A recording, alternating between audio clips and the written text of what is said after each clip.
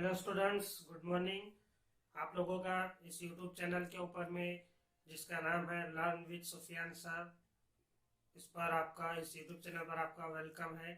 और जैसे कि हम यहाँ पर जो है इस वीडियो के अंदर में आज जो है पढ़ने वाले हैं हम हमारे class 10 science and technology part 1 का फर्स्ट लेसन जिसका नाम है ग्रेविटेशन। जी हाँ स्टूडेंट्स, हम ग्रेविटेशन के बारे में पढ़ने वाले हैं।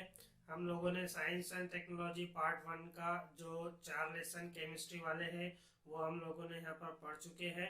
और आज से हम यहाँ पर जो है फिजिक्स वाला पार्ट जिसका लेसन का नाम है ग्रेविटेशन वो पढ़ने वाले हैं। हम शुरू करने वाले हैं आज से। हाँ स्टूडेंट्स, यूट्यूब का जो हमारे नाम है वो यहाँ पर चेंज कर दिए हमने। पिछले जो पहले जो यूट्यूब था का जो चैनल है उसका नाम था हमारा यहाँ पर सुफियान एमएस ट्यूटोरियल। अब वो हमने चेंज कर दिया, यहाँ पर चेंज करके उसका नाम रखे है learn with Sufiyan sir. Okay student, तो जैसे कि आप लोगों को पता है यहाँ पर क्या हम लोगों ने पिछले 9th स्टैंडर्ड के अंदर में भी इस ग्रेविटेशन के बारे में थोड़ा बहुत पढ़े हैं। ठीक है, वहां पर हम लोगों ने पढ़े थे क्या ये जो ग्रेविटेशनल फोर्स है ये एक क्या है, यूनिवर्सल फोर्स है। ठीक है, क्या है, एक यूनिवर्सल फोर्स है। और ये जो फोर्स होती है ये अर्थ पर प्रेजेंट दो ऑब्जेक्ट के बीच में एक्ट करती है। और साथ ही साथ सिर्फ अर्थ पर प्रेजेंट दो ऑब्जेक्ट के बीच में ही नहीं बल्कि यूनिवर्स में प्रेजेंट दो ऑब्जेक्ट के बीच में भी के बिटवीन में भी एक फोर्स क्या होती है, एक्ट करती है, अपना असर करती है। ओके, तो उसको हम बोलते हैं ग्रेविटेशनल फोर्स। ओके, तो हम ग्रेविटेशनल फोर्स के बारे में पढ़ रहे हैं। जैसे कि अभी हम जो है हमारी जो स्टेट गवर्नमेंट है कोविड-19 की वजह से स्टेट गवर्नमेंट ने क्या किया है, यहाँ पर बहुत सारा सिलेबस इसमें से रिड्यूस किया है। नियर अबाउट 25% जो है इस जो सब्जेक्ट है साइंस में से इसमें से रिड्यूस किया गया है। इस लेसन में भी यहाँ पर कुछ टॉपिक्स है ऐसे जो रिड्यूस किए हुए हैं। जैसे कि जो सेकंड टॉपिक है हमारा circular motion and centripetal force, तो ये वाला टॉपिक भी रिड्यूस किया गया है, इसलिए हम यहाँ पर ये टॉपिक नहीं पढ़ने वाले। हम ग्रेविटेशन पढ़ेंगे, उसके बाद डायरेक्ट हमारा नेक्स्ट टॉपिक आएगा केप्लर्स लॉ जो हम यहाँ पर पढ़ेंगे। ओके, तो ग्रेविटेशन शुरू करते हैं स्टूडेंट्स। यहाँ पर ग्रेविटेशन जैसे हम लोगों को पता है कि ग्रेविटेशन जो है ये किसने डिस्कवर किया था, ग्रेविटी जो है ये डिस्कवर किया था सर आइजैक न्यूटन ने।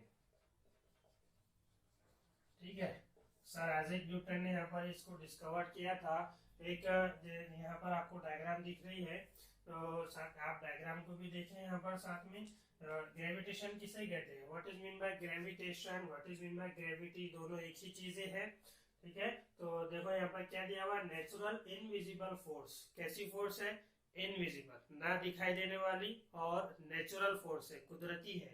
That causes things to fall toward the earth, जिसकी वजह से ये फोर्स क्या करती है, थिंग्स कोई भी चीज to fall toward the earth, तो क्या करती है, अर्थ अपने तरफ खींचती है, अट्रैक्ट करती है। हाँ, यानी कि हम बोलेंगे कि ये जो ग्रेविटेशनल फोर्स है कहाँ होती है, अर्थ के अंदर होती है। ठीक है ना, क्या बोले यहाँ पर, नेचुरल इनविजिबल फोर्स है, न दिखाई देने वाली कुदरती फोर्स, ताकत, जो क्या करती है, दैट कॉजेस थिंग्स, जो क्या करती है, थिंग्स को, कोई भी चीज को, to fall toward the earth, अपने तरफ, अर्थ जो है अपने तरफ खींचती है, तो उसे हम कहते हैं ग्रेविटेशन। उसे हम क्या कहते हैं, ग्रेविटेशन और ग्रेविटी। तो जैसे कि यहाँ पर आप डायग्राम देख रहे हैं, यहाँ पर एप्पल ट्री है, यहाँ पर सर आइजैक न्यूटन बैठे हुए थे, कुछ सोचते हुए बैठे हुए थे, घूमते एकदम वो, तो अचानक से उनको यहाँ पर उनके सामने एक एप्पल गिरा। ठीक है, उनके सामने एक एप्पल गिरा जमीन के ऊपर, तो फिर वो क्या हुआ, जब एकदम बैठे हुए थे सोचते हुए, तो एकदम वो एक्टिव हो गए और उन्होंने सोचना शुरू किया वहां पर दोबारा से कि ये जो एप्पल है ये जमीन के तरफ ही क्यों गिरा इस तरह से। ठीक है, हॉरिजॉन्टल क्यों नहीं गया, या फिर ये तिरछा क्यों नहीं गिरा, यहाँ से ऐसा सीधा स्ट्रेट ही क्यों गिरा, तो ये उन्होंने सोचे यहाँ पर। तो बहुत सोचे उन्होंने, बहुत सोचे, यहाँ पर बहुत ज्यादा सोच लिए उन्होंने। आखिर को वो इस नतीजे में पहुंचे, आफ्टर मच थॉट, बहुत सोचने के बाद, he came to the conclusion, वो इस नतीजे पर पहुंचे students, that the earth must be attracting the apple toward itself।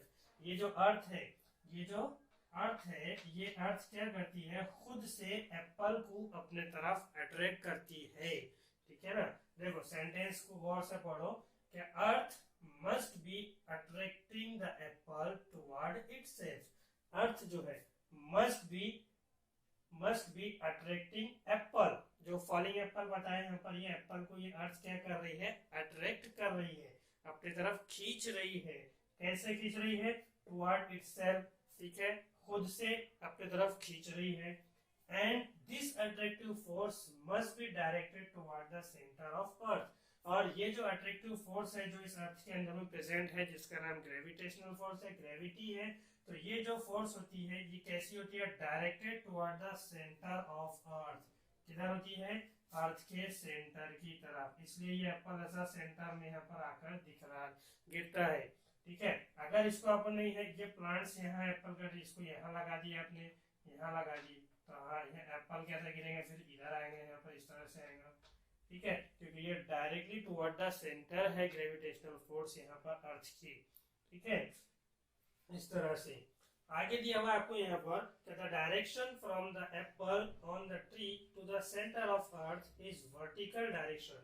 अब ये जो डायरेक्शन है यहाँ पर, एप्पल जो गिर रहा है यहाँ पर अर्थ के सेंटर की तरफ, तो ये जो डायरेक्शन है, ये डायरेक्शन किस तरह से हो रही है, यहाँ पर वर्टिकल डायरेक्शन हो रही है, सेंटर की तरफ आ रही है अर्थ के। ये हो गई यहाँ पर वर्टिकल डायरेक्शन। ठीक है, एप्पल की वर्टिकल डायरेक्शन में है ये। एट द पोजीशन, देखो the direction from the apple on the tree, ये ट्री के ऊपर में जो एप्पल की डायरेक्शन है इस तरह से यहाँ लगा हुआ है वो apple, and to the centre of earth, earth के सेंटर की तरफ, इज वर्टिकल डायरेक्शन। कैसी डायरेक्शन में है वो, वर्टिकल डायरेक्शन में है, इस तरह से वर्टिकल डायरेक्शन के अंदर में यहाँ पर वो क्या है, प्रेजेंट है। Okay, and at the position of Apple and thus Apple for vertically downward. अब ये एप्पल यहाँ से गिरेगा तो ये वर्टिकल डायरेक्शन में जो है यहाँ पर इसकी जो ग्रेविटेशनल फोर्स है वो क्या करेंगे, इसको अपने तरफ अट्रैक्ट करेंगे, इसलिए वो एप्पल जो है वो सीधा इस तरह से वर्टिकल डाउनवर्ड पोजीशन में अर्थ के सेंटर की तरफ आकर गिरेगा। तो ये है यहाँ पर ग्रेविटेशन, जो इन्होंने सर आइजैक न्यूटन ने दिए थे स्टूडेंट्स, यहाँ पर इस एक्टिविटी की मदद से यहाँ पर समझे हैं, इस एक्सपेरिमेंट की मदद से। बहुत बार ये स्टोरी सुने हैं यहाँ पर सर आइजैक न्यूटन की, कि वो एक एप्पल ट्री के नीचे बैठे थे, एप्पल ट्री पर से फिर एप्पल नीचे गिरा वहां पर, तो उन्होंने उस पर उसको सोचे, सामने वो कर उन्होंने बहुत सोचे, फिर तब जाकर उन्होंने वहाँ कंक्लूजन दी गई, अर्थ के अंदर में कोई ना कोई फोर्स है जो किसी भी ऑब्जेक्ट को अपने तरफ क्या करती है, खींचती है।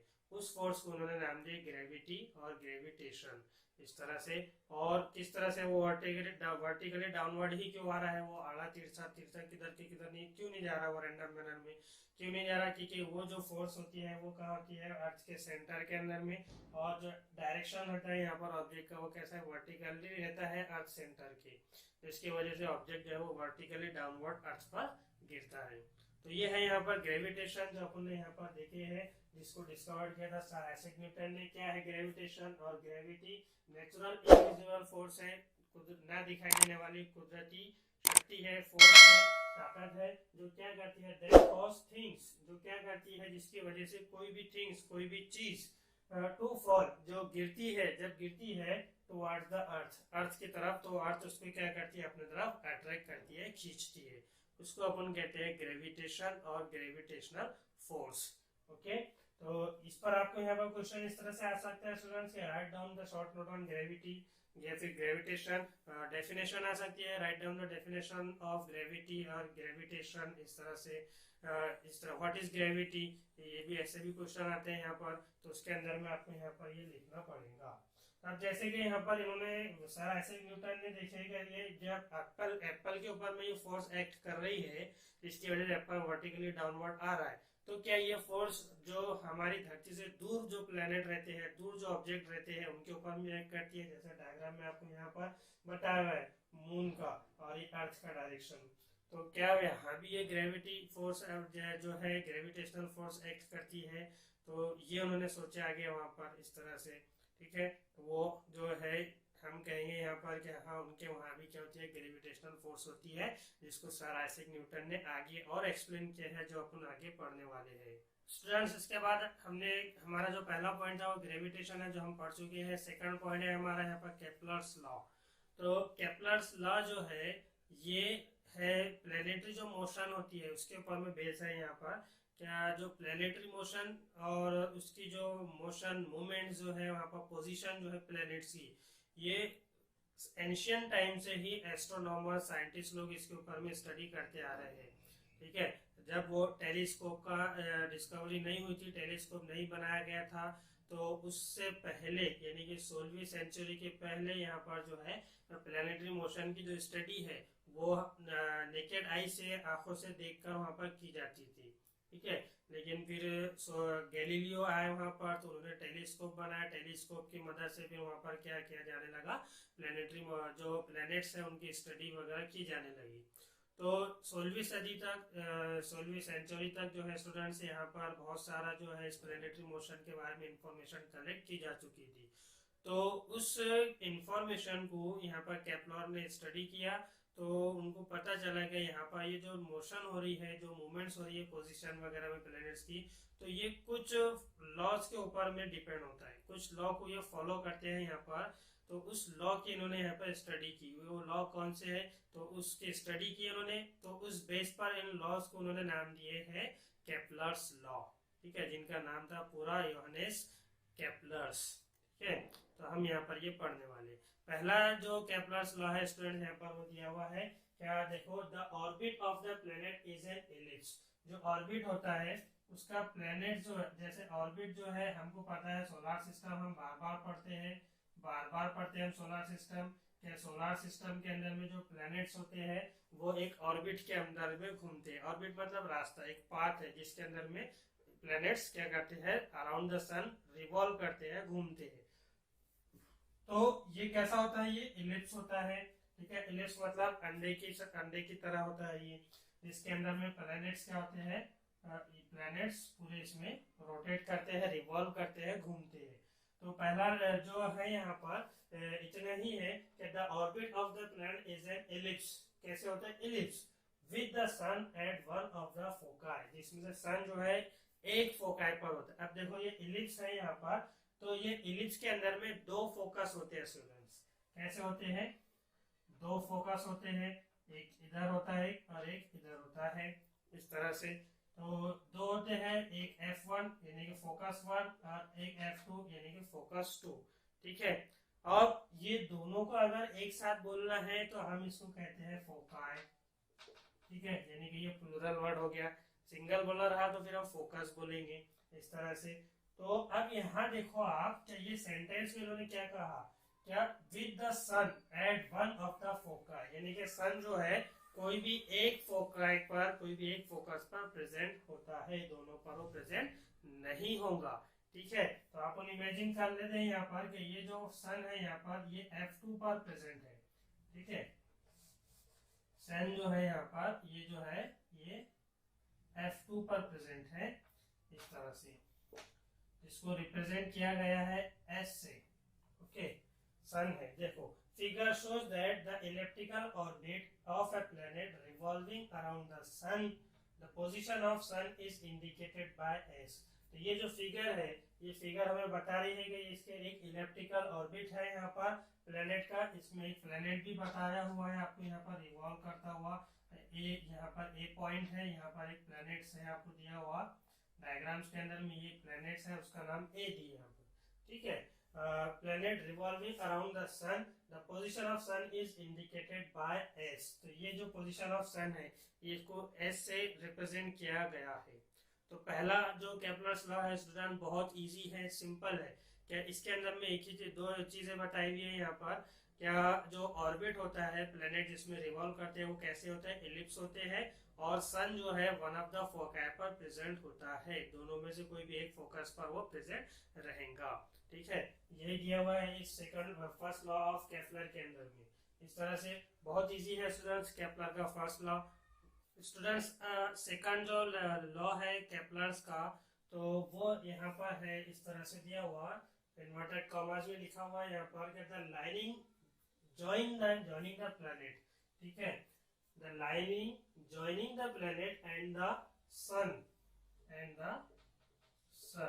ठीक है।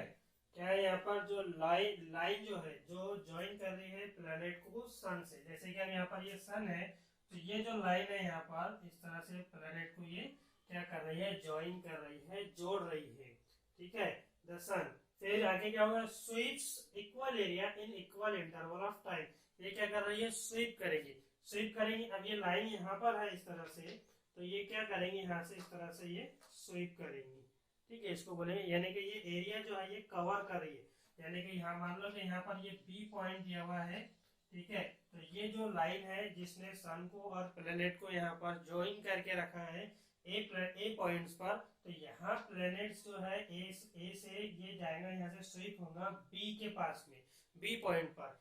तो अपन इमेजिन कर लो कि ये जो प्लेनेट ए से बी पॉइंट पर जा रहा है, तो इसको यहाँ पर कितना टाइम लग रहा है, 1 महीना लग रहा है, ठीक है, इसको 1 महीना यहाँ पर लग रहा है प्लेनेट को ए पॉइंट से बी पॉइंट पर जाने के लिए। तो ये इस तरह से बताया हुआ है यहाँ पर, ठीक है। अब देखो यहाँ पर क्या बोला है, the lining joining the planet and the sun sweeps equal areas in equal interval of time, equal area in equal interval of time. अब मान लो कि ये प्लेनेट जो है यहाँ पर ये जो ये पॉइंट पर है यहाँ जिसका नाम है सी, ठीक है, तो ये सी पर प्लेनेट है यहाँ पर, ये इसकी जो है जो लाइन है इसको ज्वाइन करके रखा, ज्वाइनिंग लाइन है यहाँ पर, ठीक है। अब यहाँ से भी ये जो प्लेनेट है यहाँ से इतना डिस्टेंस कवर कर रहा है, ये डी पर आ रहा है, तो ये जो लाइनिंग है यहाँ पर इस तरह से आ जाएंगी, यानी कि ये जो लाइन है यहाँ पर सी पर इस तरह से ये प्लेनेट है, तो ये घूमकर इस तरह से क्या हो जाएगा, यहाँ पर ये इस तरह से आ जाएगा, तो इस तरह से ये लाइनिंग यहाँ पर आ जाएंगी। तो यहाँ भी जो है, अब यहाँ पर कितना टाइम लग रहा है इसको, 1 मंथ, तो यहाँ भी इसको सी पॉइंट पर जो प्लेनेट है यही वाला प्लेनेट, तो ये प्लेनेट जो है डी पॉइंट पर आया, तो इसको भी जो है यहाँ पर कितना महीना लग रहा है, 1 ही महीना लग रहा है, ठीक है, तो 1 ही महीना लग रहा है इसको यहाँ पर। तो ये बोला है सेकंड लॉ के अंदर में, यानी कि जो lining joining the planet and the sun, जो ये लाइनिंग है, ठीक है, जिसने प्लेनेट को और सन को क्या करके रखा है, ज्वाइन करके रखा है, जोड़ के रखा है, स्वीप्स कर रही है, यानी कि वो क्या कर रही है, एरिया कवर कर रही है, इक्वल इंटरवल ऑफ टाइम में एरिया को कवर कर रही है। जैसे ये प्लैनेट्स ने ए से बी तक का एरिया कवर किया 1 महीने के अंदर में, वैसे यहाँ पर 1 महीने के अंदर में सी से डी तक का जो है यहाँ पर एरिया कवर किया है इस प्लैनेट ने, इस तरह से इक्वल इंटरवल ऑफ टाइम में। अब यहाँ पर इसका एक्सप्लेनेशन है यहाँ पर कि ए बी जो है, देखो A B and C D are distance covered by the planet, ये क्या है, ये प्लैनेट ने डिस्टेंस कवर किया है इन इक्वल टाइम, कैसे, इक्वल टाइम में, एक एक महीने के अंदर में, ठीक है, that is after equal interval of time. अब इक्वल इंटरवल ऑफ टाइम के बाद, आफ्टर यानी कि 1 महीने के बाद, the position of planet starting from A and C, फिर पोजीशन जो प्लैनेट सी का यहाँ से स्टार्ट हो रही है, ठीक है, ए एंड सी से, यानी कि ऐसे ऐसा जा रहा है वो, from A and C are shown by B and D respectively, यानी कि ए से ये जो प्लैनेट्स है यहाँ से एरिया कवर करते हुए जा रहा है ये बी पॉइंट्स के ऊपर में, उसी तरह ये सी से भी जो है प्लैनेट यहाँ से कवर करते जा रहा है डिस्टेंस डी तक के, इस तरह से ये बी और डी से जो है ये क्या बताया गया है। अब यहाँ पर आगे देखो कि the straight line A S, अब ये जो स्ट्रेट लाइन है A S and C S, ये C S sweep equal area, ये क्या कर रही है, इक्वल एरिया को कवर कर रही है, जैसे स्टार्टिंग में देखे अपन ने, ये स्वीप कर रही है इक्वल एरिया को 1 मंथ के अंदर में, ये भी जो है इक्वल एरिया को क्या कर रही है, स्वीप कर रही है, कवर कर रही है इक्वल मंथ के अंदर में, equal area in equal interval of time, यानी कि 1 महीने के अंदर में, that is area A S B. अब ये जो हुआ एरिया ए एस बी और एरिया सी एस डी, ठीक है, दोनों भी इक्वल इंटरवल ऑफ टाइम में कवर कर रहे, तो हम बोलेंगे कि ये जो एरिया है यहाँ पर एरिया ए एस बी ये बराबर है एरिया सी एस डी के, ठीक है, दोनों भी कैसे रहेंगे, एक दूसरे के इक्वल रहेंगे। तो ये है स्टूडेंट्स यहाँ पर केपलर का दूसरा लॉ। ये भी बहुत इजी है। आई होप कि ये आपको क्लियरली और अच्छे से समझ में आ चुका होगा। ठीक है, क्या पढ़े अपन ने इसमें कि जो लाइनिंग है यहाँ पर जो ज्वाइन कर रही है सन को और प्लैनेट्स को, ये क्या कर रही है, इक्वल इंटरवल ऑफ टाइम में स्वीप कर रही है, इक्वल डिस्टेंस को कवर कर रही है। यहाँ से ए से बी के पास, यहाँ पर प्लैनेट्स अगर यहाँ है, यहाँ सी नाम दिया अपन ने, सी से डी के पास जा रही हो इक्वल इंटरवल ऑफ टाइम में, यानी कि अपन ने यहाँ पर इमेजिन करेंगे 1 महीने में इसको प्लैनेट को ए से बी तक जाने के लिए 1 महीना लगता है। तो सेम यहाँ पर सी से डी पर जाने को भी उसको कितना महीना लगेगा, 1 महीना लगेगा। तो हम बोलेंगे कि ये एरिया जो है एस बी और एरिया सी एस डी दोनों भी कैसे होते हैं, एक दूसरे के बराबर होते हैं, इक्वल होते हैं। ये यहाँ पर आपको केपलर के सेकंड लॉ के अंदर दिया हुआ है students. Plus third law students यहाँ पर आपको दिया हुआ है, इसका जो स्टेट है यहाँ पर केपलर से जो थर्ड लॉ दिया था वो है कि the square of its period of revolution around the सन।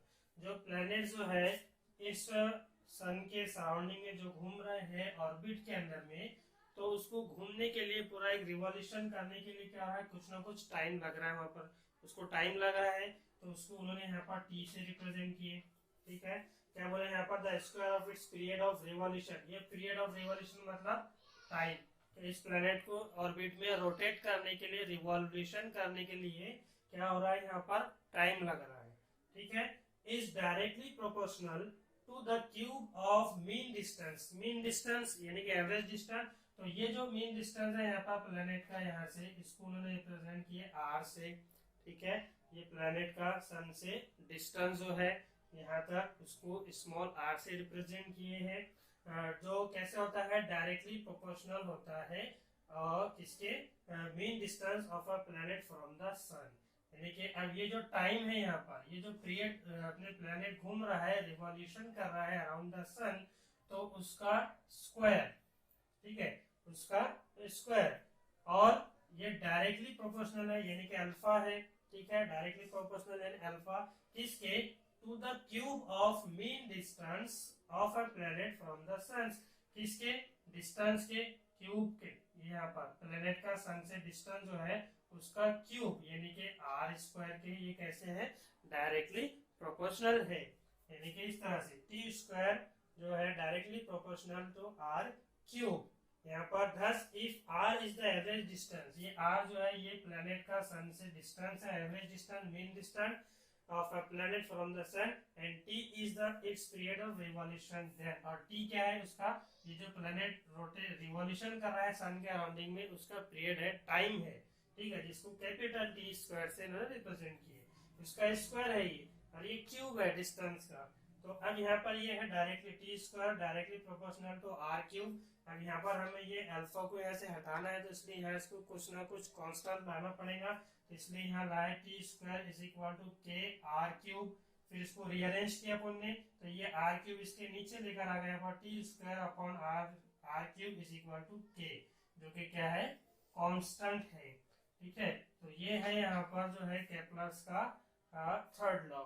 तो अब यहाँ पर जो स्टडी की थी स्टूडेंट, यहाँ पर तीनों के तीनों लॉ अपन ने केपलर्स के पढ़ चुके हैं, लेकिन फिर भी केपलर ने जो है अभी उनको यहाँ पर क्या ये बात नहीं पता चली थी कि ये जो प्लैनेट्स है सन के सराउंडिंग में जो रिवॉल्व करते हैं वो इन लॉ को कैसे फॉलो करते हैं। ठीक है, तो ये उनको यहाँ पर पता नहीं चला कि किस तरह से ये प्लैनेटरी मोशन हो रही है, कि ये लॉस को फॉलो कर रहे हैं यहाँ पर प्लैनेट्स। तो ये सारी चीज अब वो जो न्यूटन है सर आइजैक न्यूटन, उन्होंने इन तीनों लॉस की बुनियाद पर आगे स्टडी की, जो अपन पढ़ने वाले हैं नेक्स्ट लेक्चर के अंदर में, जो है अपन आगे पढ़ेंगे। ओके, तो यहाँ पर हम लोगों ने स्टूडेंट्स आज चैप्टर नंबर 1 स्टार्ट किए, science and technology part 1 class 10 का ग्रेविटेशन। इसमें हमने ग्रेविटेशन के बारे में पढ़े, और सेकंड जो टॉपिक है हमारा केपलर्स लॉ वो पढ़े, इसके तीनों भी लॉ अपने यहाँ पर पढ़े हैं। आई होप कि ये सारे जो लॉ है और जो ग्रेविटेशन जो कॉन्सेप्ट है वो आपको समझ में आ चुका होगा स्टूडेंट्स। तो अगर ये वीडियो हमारा आप लोगों को अच्छा लगा है तो इसे आप लाइक करें, सब्सक्राइब करें और बेल आइकन को प्रेस करना ना भूलें स्टूडेंट्स। याद रखिएगा बेल आइकन को प्रेस जरूर करें, तब अगर कभी भी वीडियो यहाँ पर बनाया जाए तो फिर उसकी नोटिफिकेशन सबसे पहले आपको पहुंच जाएंगी। और फिर आप उसको देखने वाले सबसे पहले इंसान बनेंगे। ओके स्टूडेंट्स, इस तरह से। और ये जो हमारा जो YouTube चैनल है, आप इसको शेयर भी कर सकते हैं। जो नहीं समझ में आप उसको कमेंट्स करें, आपको दोबारा आपको वहाँ पर उसका आंसर दिया जाएगा स्टूडेंट्स। इस तरह से लाइक कमेंट शेयर यहाँ पर करते रहे आप लोग। ओके, तो आज के लिए इतना ही काफ़ी है स्टूडेंट्स। नेक्स्ट टाइम हम इसके आगे का जो है लेसन पढ़ेंगे, आगे के पॉइंट्स पढ़ेंगे, टॉपिक्स पढ़ेंगे। तब तक के लिए आपको good bye, have a nice day to all of you.